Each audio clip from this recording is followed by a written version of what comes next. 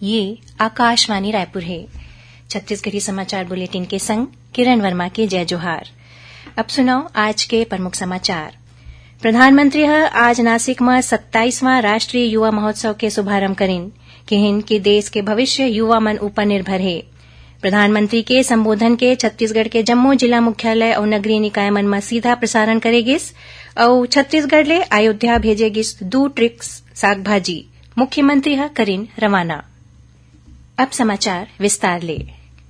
प्रधानमंत्री नरेंद्र मोदी कहिन कि भारत आज दुनिया के सबले बड़का विनिर्माण केंद्र बन चुके है। उमन कहिन कि आज देश दूरसंचार क्षेत्र में आगू बढ़त है। श्री मोदी कहिन कि भारत आज विश्व के 5 शीर्ष अर्थव्यवस्था में ले एक है। प्रधानमंत्री ये बात महाराष्ट्र के नासिक में 27वां राष्ट्रीय युवा महोत्सव के शुभारंभ करत कहिन।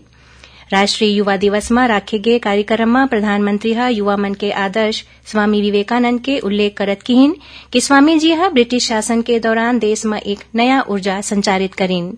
ओमन श्री अरविंदो के घलो सुरता करीन और कहिन कि स्वामी विवेकानंद और श्री अरविंदो उद्घोष करे रहीन कि देश के भविष्य देश के युवा मन ऊपर निर्भर है। बताइन कि युवा मन के आदर्श स्वामी विवेकानंद के जयंती में 5 दिन के महोत्सव के आयोजन करे गए है। ये महोत्सव के थीम है मेरा भारत विकसित भारत 2047 युवाओं द्वारा युवाओं के लिए। प्रधानमंत्री युवा महोत्सव के शुभकामना दिन। उमन कहिन कि मोर सबले ज्यादा भरोसा युवा मन ऊपर है। उमन कहिन कि माई भारत के स्थापना के 75 दिन बाद 1 करोड़ युवा एमा जुड़ गए है। श्री मोदी कहिन कि हमर सरकार 10 साल में युवा मन ला नवा दिशा दे है। उमन कहिन कि युवा योग के ब्रांड एम्बेसडर बन गए है। इति प्रधानमंत्री के संबोधन ला छत्तीसगढ़ के जम्मू जिला मुख्यालय और नगरीय निकाय मन में सीधा प्रसारण करेगिस। रायपुर के शहीद स्मारक भवन में प्रधानमंत्री के लाइव उद्बोधन के आयोजन करेगिस। ए मौका में संस्कृति मंत्री बृजमोहन अग्रवाल और सांसद सुनील सोनी स्वामी विवेकानंद के फोटो ऊपर माला चढ़ा के युवा महोत्सव के शुभारंभ करें। ए मौका में युवा मन प्रधानमंत्री के संबोधन के सीधा प्रसारण सुनिन। ऐसने राजधानी रायपुर के कोटा स्थित विवेकानंद स्टेडियम में घलो युवा दिवस के मौका में प्रधानमंत्री के संबोधन के सीधा प्रसारण के व्यवस्था करे गए रहीस। यहाँ खेल और युवा कल्याण मंत्री टंकराम वर्मा युवा मन संग संबोधन ला सुनिन। छत्तीसगढ़ में घलो स्वामी विवेकानंद के जयंती राष्ट्रीय युवा दिवस के रूप में मनाया जाथे। मुख्यमंत्री विष्णुदेव साय आज राजधानी रायपुर के स्वामी विवेकानंद सरोवर उद्यान में आयोजित राष्ट्रीय युवा महोत्सव में शामिल हुईन। ए मौका में मुख्यमंत्री उद्यान में रखे स्वामी विवेकानंद के प्रतिमा ऊपर फूल चढ़ा के ओमन ला श्रद्धांजलि दिन। मुख्यमंत्री ए मौका में 20 झिन युवा मन ला बीपीओ सेंटर ले जुड़े निजी कंपनी बर नियुक्ति पत्र सौंपिन। एकरे संग प्रधानमंत्री स्वनिधि योजना के 5 हितग्राही मन ला व्यवसाय बर 10-10 हजार रुपया ऋण राशि के चेक बांटिन।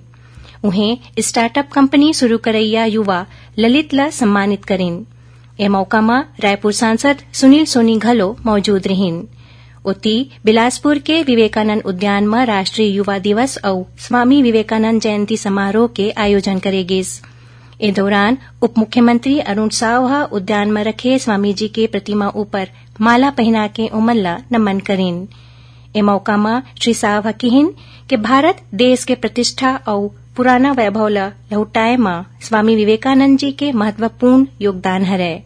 स्वामी जी जाति पंथ और संकीर्ण विचार मन ले ऊपर उठ के देश प्रेम और राष्ट्रीय एकता ऊपर जोर दिन। एखर ले प्रभावित होके लाखों युवा मन अपन प्राण के आहुति देके देश ला गुलामी के जंजीर ले आजाद कराइन।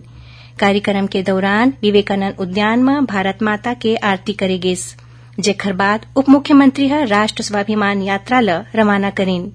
ए मौका में ओमन स्वामी विवेकानंद जी के जीवन में आधारित उठो जागो क्विज प्रतियोगिता के पोस्टर के विमोचन घलो करें। प्रधानमंत्री नरेंद्र मोदी ए महीना के 22 तारीख के अयोध्या धाम में श्री रामलाला के प्राण प्रतिष्ठा ले पहली 11 दिन के विशेष अनुष्ठान शुरू करीन है। श्री मोदी अपन सोशल मीडिया पोस्ट में एक ऑडियो संदेश साझा करत कहिन कि प्राण प्रतिष्ठा ले पहली पूरा राष्ट्र श्री राम भक्ति के अद्भुत माहौल में डूबे है। ए क्षण ला ईश्वर के आशीर्वाद बतावत प्रधानमंत्री ह किहिन कि ओमन भाव विभोर हवें। ओमन किहिन के जीवन में पहली घाव ऐसना अनुभूति होवत हे। ओमन खुशी जतावत किहिन कि अपन विशेष अनुष्ठान के शुरुआत नासिक धाम पंचवटीले करत हैं, जिहां श्रीराम ह अपन समय बिताए रहिन। छत्तीसगढ़ी समाचार बुलेटिन आप मन आकाशवाणी रायपुर ले सुनत हव। छत्तीसगढ़ के खबर ले है आपके वास्ता और खबर के विश्वसनीयता ले है हमार वास्ता। आकाशवाणी समाचार रायपुर के प्रादेशिक समाचार बुलेटिन के संगे संग हमार समसामयिक कार्यक्रम आप रेडियो के संग अपन मोबाइल में घलो सुन सकत हो। आकाशवाणी समाचार फेसबुक, ट्विटर और यूट्यूब में घलो हावय। हमार फेसबुक पेज हरे Chhattisgarh news on AIR, Twitter handle CGAIR news और हमार यूट्यूब चैनल हरे छत्तीसगढ़ AIR न्यूज। तो अब रेडियो के संगे संग आपके मोबाइल के माध्यम ले हम आप तक पहुंचत हन। छत्तीसगढ़ के हर खबर पर सुनत रहो आकाशवाणी समाचार। अब आगू बढ़बो बाचे समाचार कोती। केंद्रीय ग्रामीण विकास और पंचायती राज मंत्री गिरिराज सिंह कालीले छत्तीसगढ़ के 3 दिन के प्रवास में रही। अपन प्रवास के पहली दिन श्री सिंह काली रायपुर और कोरबा में ग्रामीण विकास, भूमि संसाधन और पंचायती राज अधिकारी मन के बैठका लिही। उन्हें 14 जनवरी के केंद्रीय मंत्री कोरबा में राखे गए स्वच्छता अभियान और आने आने जगह में आयोजित विकसित भारत संकल्प यात्रा कार्यक्रम में शामिल हुई। अपन प्रवास के आखिरी दिन श्री सिंह कोरबा के छुरीकला स्थित एकलव्य आदर्श विद्यालय में राखे गए PM जनमन योजना कार्यक्रम में शामिल हुई। ये योजना के शुभारंभ प्रधानमंत्री नरेंद्र मोदी वीडियो कॉन्फ्रेंसिंग के माध्यम ले करही। सुनैया मल्ला बता दें कि प्रादेशिक समाचार एकांश डहारले समसामयिक विषय में आधारित साप्ताहिक कार्यक्रम बातों बातों में ये बखत सड़क सुरक्षा माह ऊपर यातायात पुलिस रायपुर के अतिरिक्त पुलिस अधीक्षक श्री सचिंद्र चौबे ले के भेंट वार्ता प्रसारित करे जाही। एक प्रसारण आकाशवाणी के रायपुर केंद्र डहारले काली 13 जनवरी के बिहनिया 10:30 बजे ले करे जाही। इला छत्तीसगढ़ के जम्मू आकाशवाणी केंद्र एके संग्रह रिले करही। प्रदेश में विकसित भारत संकल्प यात्रा के तहत आने आने जगह मन में शिविर लगा के केंद्र सरकार के योजना ले हितग्राही मन ला फायदा देवा जाथे। यही कड़ी में सारंगढ़ बिलाईगढ़ जिला के बरभाटा, बोरीदा, बरदुला, तिलाईदादर और दानसरा समेत आने आने गांव मन में शिविर के आयोजन करेगिस। ए शिविर मन में आयुष्मान महाअभियान के तहत 8,500 ले ज्यादा लोगन मन के आयुष्मान कार्ड बनाए गिस। उती विकसित भारत संकल्प यात्रा के रथ राजनांदगांव जिला के ग्राम दर्री पहुंचे, जिहां मोबाइल वैन के माध्यम ले प्रधानमंत्री नरेंद्र मोदी के संदेश ला सुनाए गिस। उन्हें मनखे मन विकसित भारत निर्माण पर सहभागिता निभाए के शपथ लीन। ए दौरान लोगन मन ला केंद्र सरकार के आने आने योजना के जानकारी दे के संगे संग पात्र हितग्राही मन ला लाभान्वित करेगिस। छत्तीसगढ़ युवा प्रगतिशील किसान संघ डहारले दुर्ग जिला के ग्राम खपरी में राष्ट्रीय कृषि मेला और संगोष्ठी के आयोजन करेगिस।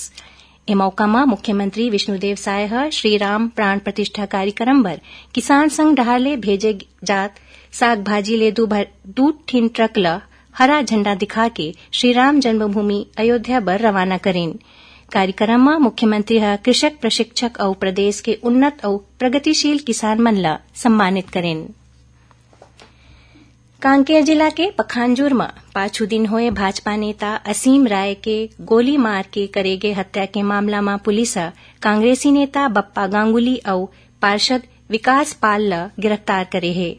पुलिस के अनुसार ए दिनों भाजपा नेता के हत्या में शामिल रहीन और एक युवक विकास मजुमदार ला हत्या बर सुपारी दे रहीन। पुलिस बताइन कि घटना के बाद ले आरोपी शूटर विकास मजुमदार फरार है, जेकर तलाश करे जाथे। उन्हें मामला के जांच पर IG सुंदरराज पीह SIT के गठन करे है, जेमा 18 अधिकारी मन ला शामिल करे गए है। मिले जानकारी के अनुसार भाजपा नेता असीम राय के अगुवाई में नगर पंचायत अध्यक्ष पप्पा गांगुली के खिलाफ अविश्वास प्रस्ताव लाए गए रहीस, जेकर ऊपर 15 जनवरी के मतदान होना रहीस। फिर ओकर पहली असीम राय के हत्या करवा देगिस। बता दन कि मृतक असीम राय पखांजूर नगर पंचायत के पूर्व अध्यक्ष रहीन। आखिर में प्रमुख समाचार एक घाव फेर। प्रधानमंत्री आज नासिक में 27वां राष्ट्रीय युवा महोत्सव के शुभारंभ करीन कहिन कि देश के भविष्य युवा मन ऊपर निर्भर है। प्रधानमंत्री के संबोधन के छत्तीसगढ़ के जम्मू जिला मुख्यालय और नगरीय निकाय मन में सीधा प्रसारण करेगिस और छत्तीसगढ़ ले अयोध्या भेजेगिस 2 ट्रिक साग भाजी। मुख्यमंत्री ह करेन रवाना एकरे संग छत्तीसगढ़ी समाचार बुलेटिन इहे सिरावत हे। जय जोहार।